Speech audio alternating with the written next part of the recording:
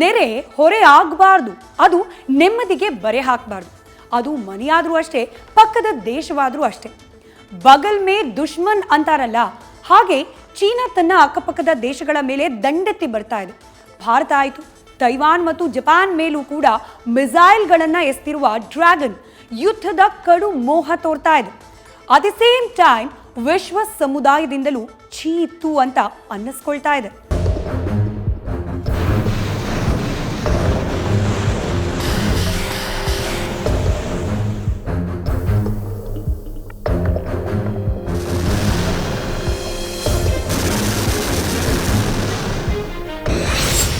ಮಾನ ಹೋದ್ರೂ ನಿಲ್ಲದ ಡ್ರ್ಯಾಗನ್ ವಿಧ್ವಂಸಕ ನಡೆ. ತೈವಾನ್ ವಿಚಾರಕ್ಕೆ ಚೀನಾ ಅಮೆರಿಕ ಸಂಘರ್ಷ.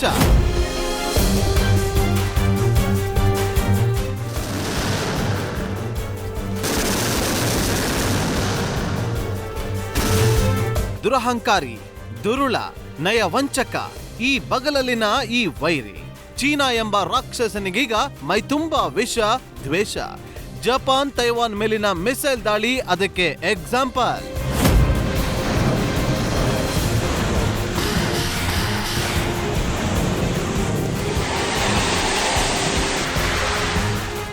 ಇವತ್ತು ಶುಕ್ರವಾರ ಬೆಳಗ್ಗೆಯೂ ಕೂಡ ಚೀನಾ ನೌಕಾದಳದ 10 ಹಡಗು, 20 ಮಿಲಿಟರಿ ಯುದ್ಧ ವಿಮಾನ ಸಣ್ಣ ಪ್ರಮಾಣದಲ್ಲಿ ತೈವಾನ್ನ ಜಲಸಂಧಿ ಮಧ್ಯೆಗೆ ಗೆರೆ ಉಲ್ಲಂಘಿಸಿವೆ. ಗುರುವಾರವಷ್ಟೇ ಜಪಾನ್ನ ವಿಶೇಷ ಆರ್ಥಿಕ ವಲಯದ ಮೇಲೆ ಚೀನಾ 5 ಬ್ಯಾಲಿಸ್ಟಿಕ್ ಮಿಸೈಲ್ ಎಸ್ತಿತ್ತು ಡ್ರ್ಯಾಗನ್ ಸೇನೆ. ತೈವಾನ್ ರಾಜಧಾನಿ ತೈಪೆ ಸುತ್ತಲೂ 4 ಮಿಸೈಲ್ಗಳನ್ನ ಚೀನಾ ಎಸೆದಿದೆ.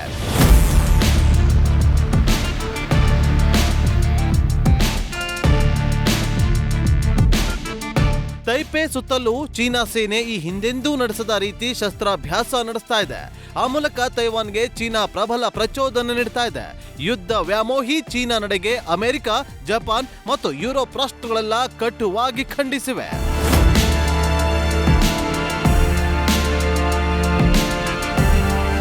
ಇತ್ತ ತೈವಾನ್ಗೆ ಬೆಂಬಲವಾಗಿ ನಿಂತಿರುವ ಜಪಾನ್ ತಪ್ಪು ಮಾಡಿದೆ ಅಂತ ಚೀನಾ ವಿದೇಶಾಂಗ ಸಚಿವಾಲಯದ ವಕ್ತಾರ ಹುಯಿ ಚುಂಗ್ ಇಂಗ್ ಕಿಡಿಕಾರಿದ್ದಾರೆ.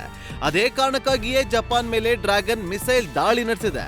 ಚೀನಾ ತನ್ನ ಹದ್ದು ಮೀರಿದೆ, ತೈವಾನನ್ನ ಅದು ಅಸ್ಥಿರಗೊಳಿಸ ಬಯಸುತ್ತಿದೆ ಅಂತ ಆಸ್ಟ್ರೇಲಿಯಾ ವಿದೇಶಾಂಗ ಸಚಿವರು ಕಿಡಿಕಾರಿದ್ದಾರೆ.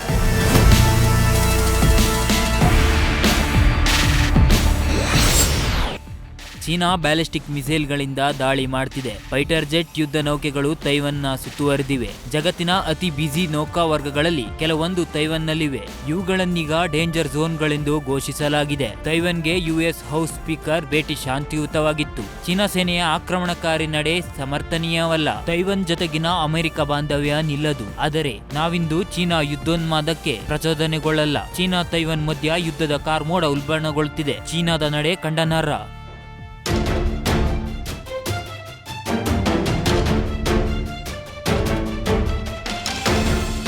ತೈವಾನ್ ಕೂಡ ಸುಮ್ಮನೆ ಕುಳಿತಿಲ್ಲ. ತೈವಾನ್ ಯುದ್ಧ ನೌಕೆಗಳು ಕೂಡ ಮಧ್ಯಂತರ ರೇಖೆಯ ಸುತ್ತ ಸನ್ನದ್ಧವಾಗಿದೆ. ಅಲ್ಲದೆ ಪರಿಸ್ಥಿತಿ ಅವಲೋಕಿಸುತ್ತಿವೆ. ಗಡಿಯ ಎಲ್ಲಾ ಪರಿಸ್ಥಿತಿಯನ್ನ ತೈವಾನ್ ಸೇನೆ ಅವಲೋಕಿಸುತ್ತಿದೆ. ತೈವಾನ್ ಸುತ್ತುವರೆದಿರುವ ಚೀನಾ ಸೇನೆ ತನ್ನ ಸಮರಾಭ್ಯಾಸ ನಡೆಸುತ್ತಿದೆ ಅಂತ ತೈವಾನ್ ಮಿಲಿಟರಿ ಸಚಿವಾಲಯ ಅಧಿಕೃತ ಹೇಳಿಕೆಯನ್ನ ಬಿಡುಗಡೆಗೊಳಿಸಿದೆ. US secretary Antony Blinken Russia ಮತ್ತು ಚೀನಾ ವಿದೇಶಾಂಗ ಸಚಿವರ ಜೊತೆ ಶುಕ್ರವಾರ ಮಾತುಕತೆ ನಡೆಸಿದ್ದಾರೆ. ಚೀನಾ ತೈವಾನ್ ಮಧ್ಯೆ ಯುದ್ಧ ಭೀತಿ ಹಿನ್ನೆಲೆ ಈ ಮಾತುಕತೆ ಗಮನ ಸೆಳೆದಿದೆ. ತೈವಾನ್ ಪರ ಯುರೋಪಿಯನ್ ರಾಷ್ಟ್ರಗಳು ಬೆಂಬಲವಾಗಿ ನಿಂತಿರುವ ಕುರಿತಂತೆ ಆ ದೇಶಗಳ ರಾಜತಾಂತ್ರಿಕರಿಗೆ ಚೀನಾ ಸಮನ್ಸ್ ಜಾರಿ ಮಾಡಿದೆ. ಅಲ್ಲದೆ G7 ವಕ್ತಾರರಿಗೆ ಕಂಪ್ಲೇಂಟ್ ಮಾಡಿದೆ.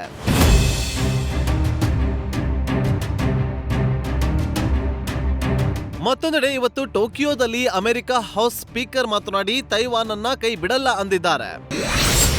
ತೈವಾನ್ಗೆ ಯುಎಸ್ ಅಧಿಕಾರಿಗಳ ಪ್ರವಾಸ ನಿರ್ಬಂಧಿಸಲು ಚೀನಾಗೆ ಸಾಧ್ಯವಿಲ್ಲ.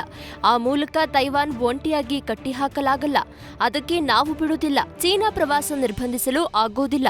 25 ವರ್ಷದ ಮೊದಲ ಬಾರಿಗೆ ನಾನು ತೈವಾನ್ಗೆ ಭೇಟಿ ಕೊಟ್ಟಿದ್ದೆ. ಸ್ವಂತ ಪ್ರಜಾಪ್ರಭುತ್ವ ರಾಷ್ಟ್ರ ತೈವಾನ್ಗೆ ಬೆಂಬಲಿಸಿದ್ದೆವು. ತೈವಾನ್ನೊಂದಿಗೆ ನಮ್ಮ ಸ್ನೇಹ ಸ್ಟ್ರಾಂಗ್ ಆಗಿದೆ. ಅದು ದ್ವೀಪಶಕ್ತಿಯ ಸಂಬಂಧ. ತೈವಾನ್ನಲ್ಲಿ ಶಾಂತಿ ನೆಲೆಸಲು ಅಮೆರಿಕ ಸಂಸತ್ತು ಕೂಡ ಬೆಂಬಲವಾಗಿ ನಿಲ್ಲುತ್ತೆ.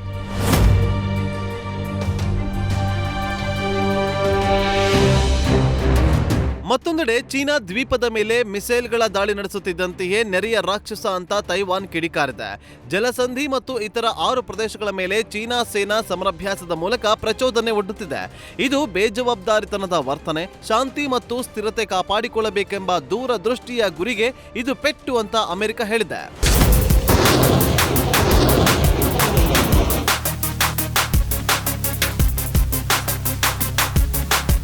ಇಷ್ಟೇ ಅಲ್ಲ, ಚೀನಾದಲ್ಲಿನ ತೈವಾನ್ನ ಐಫೋನ್ ಅಸೆಂಬ್ಲರ್ ಪೆಗಾಟ್ರೋನ್ ಫ್ಯಾಕ್ಟರಿ ಮೇಲೆಯೂ ಕೂಡ ದಾಳಿ ನಡೆದಿದೆ.